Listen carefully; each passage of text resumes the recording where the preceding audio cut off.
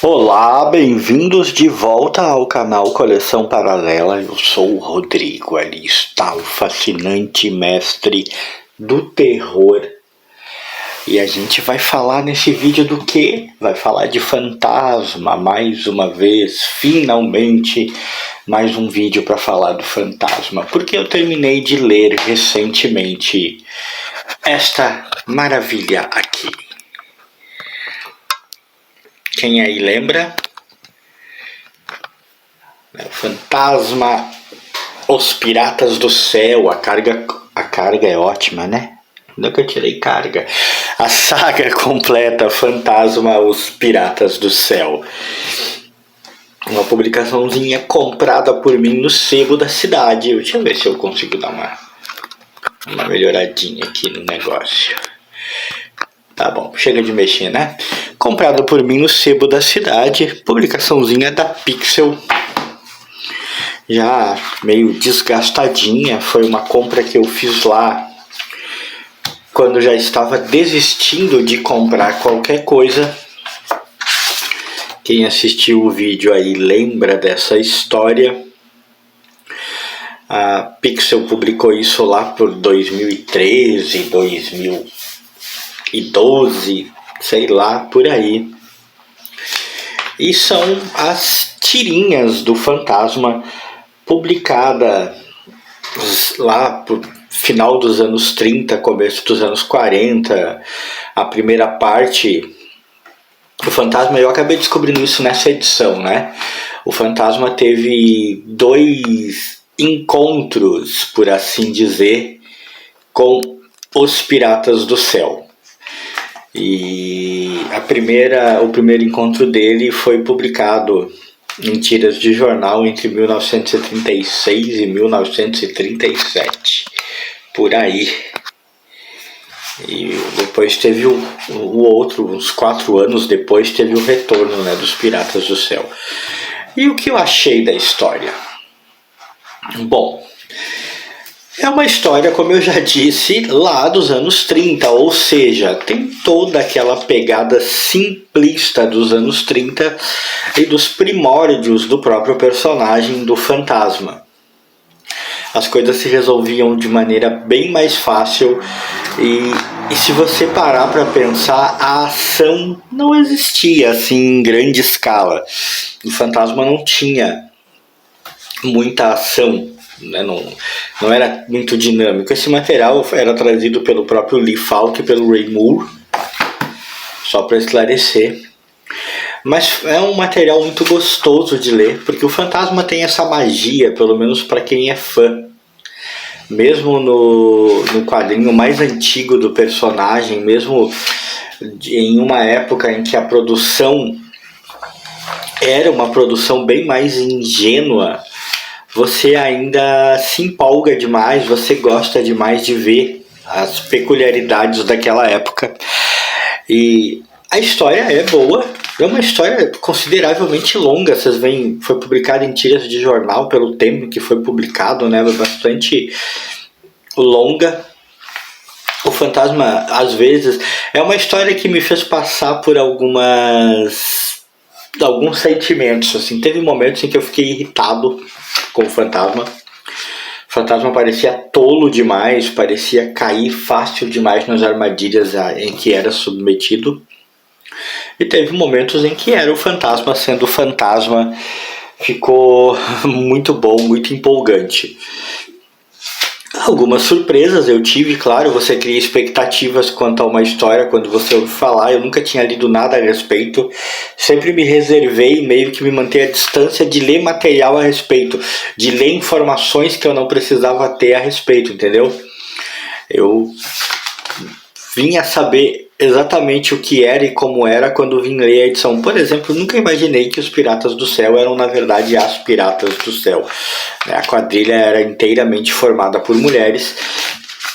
E como era de se esperar naquela época, era uma coisa da época, os heróis galantes e as mocinhas, mesmo quando perigosas e não ingênuas, elas sempre bonitas e sempre impressionadas com esses heróis, o fantasma já começa, no seu primeiro confronto com os piratas do céu, ele já começa fazendo com que a líder, fazendo não involuntariamente, digamos assim, líder e vice-líder da quadrilha se apaixonam pelo fantasma. E toda uma trama com um falso triângulo amoroso, porque ele na verdade não está interessado em nenhuma delas, se desenvolve. Ele fica um longo tempo preso, prisioneiro das piratas do céu, o que é uma coisa bastante curiosa também. Por isso que eu digo, não há tanta aventura, assim, não há tanta ação, tanto dinamismo. Ele passa um longo tempo preso nas mãos das piratas do céu e jogando com essa de fingir interesse tanto pela líder quanto pela vice-líder das piratas do céu. A vice-líder é essa personagem aqui, a Sala.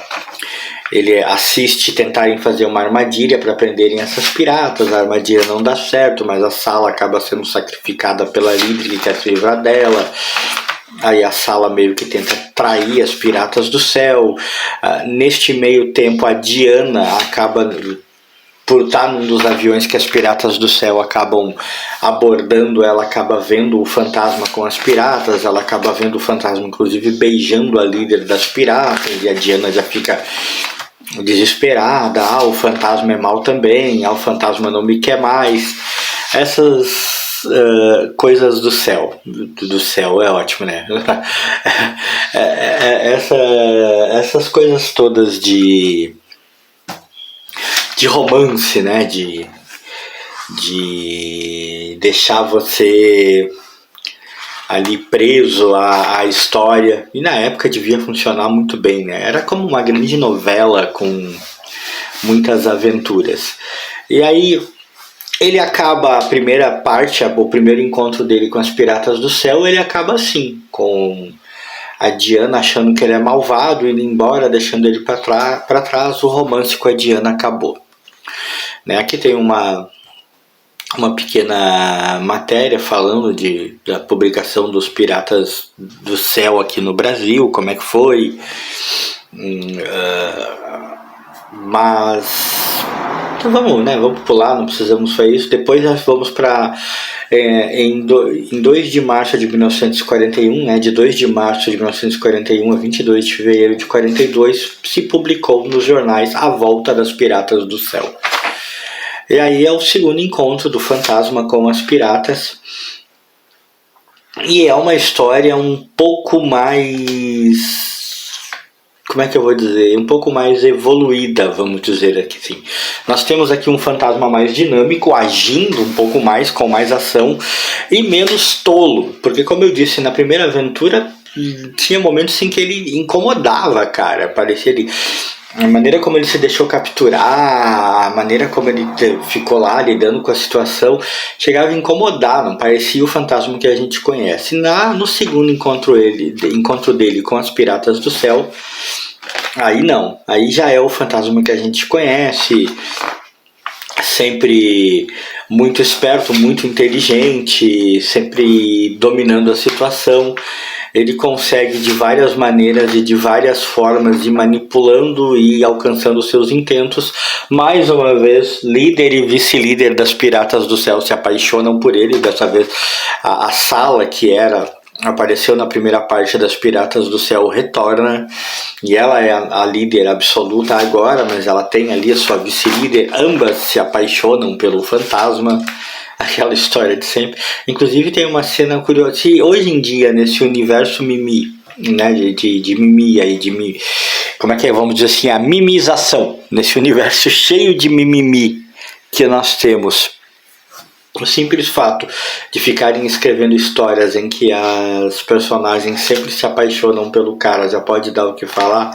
Imagina quando chegarmos numa determinada cena aqui que chega a ser cômica, quando o fantasma fica com as duas preso numa ilha, né? Depois de 1000 maquinações aqui, ele de novo envolvido num triângulo amoroso tentando manipular ambas, porque mais uma vez ele foi capturado, só que dessa vez ele foi bem inteligente para conseguir sair da situação. Enfim, ele acaba indo parar numa ilha deserta com essas duas personagens que tentaram manipular a situação. E olha como é que ele resolve. E ele resolve lá dar uma punição a elas, mas ele não, né? Ele não quer. Ele não gosta de bater em mulheres e tal. O que ele faz? Olha essa cena. Olha isso. Sim, ele coloca as mulheres no colo e dá palmadas na bunda delas como se elas fossem crianças. Na época isso podia parecer até inocente, não sei o quanto que parecia, né? Não vamos nós ser inocentes achar que nos anos 40 todo mundo era bobinho. Mas podia soar mais inocente isso na época. Hoje em dia isso já tem uma pegada totalmente diferente e ele está, querendo ou não, dando umas palmadas em mulheres, o que, né, essa publicação seria cancelada, o fantasma seria cancelado com certeza. Nessa segunda aventura, como eu falei, sendo repetitivo, ele se impõe muito mais e consegue um fim bem mais definitivo para a ameaça das piratas do céu. Só que no final, digamos assim, ele ainda leva à redenção uma das piratas. Não vou, né, já dei bastante detalhe enquanto falava da história, não vou dar mais detalhes do que isso. Quem por acaso ainda não leu e estiver interessado, não precisa que eu estrague a experiência inteira. Já contei muita coisa, mas enfim, As Piratas do Céu foi bem diferente do que eu imaginava. Eu imaginava outra coisa, desde as surpresas óbvias, tipo surpresa total serem mulheres, todo o bando e eu não esperava isso, até a atuação do pirata, dos piratas, como eles abordavam os aviões, como eles conseguiam dominar os aviões, até a atuação do fantasma em si. Na primeira aventura, bem mais estático, bem mais fácil de lidar. Na segunda aventura, com uma pegada bem mais ao estilo que a gente gosta, bem mais dominante, bem mais soberano, né? Bem mais dono de si. As duas aventuras me agradaram bastante, são muito boas. Dá para entender porque que Piratas do Céu é uma história assim tão falada, tão cultuada por quem é fã do fantasma. Deu para entender perfeitamente, porque são histórias muito boas, realmente. São divertidas.